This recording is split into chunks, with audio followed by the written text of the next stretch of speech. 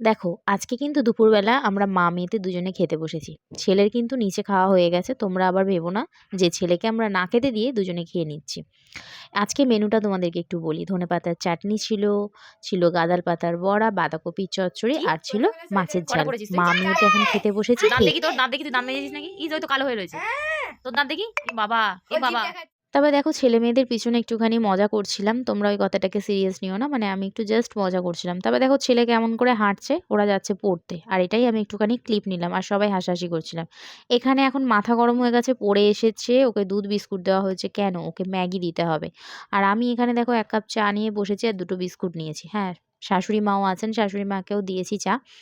আর আমি বলছিলাম যে দুধে সর আছে। ও বলছে না নেই। দেখো কি সুন্দর না মোটা হয়ে সর পড়েছে। বাচ্চারা সর খেতে ভালোই বাসে। বাট আমার মেয়েটা একদম পুরো উল্টো। আমার মেয়ে একদম সর খেতে ভালোবাসে না।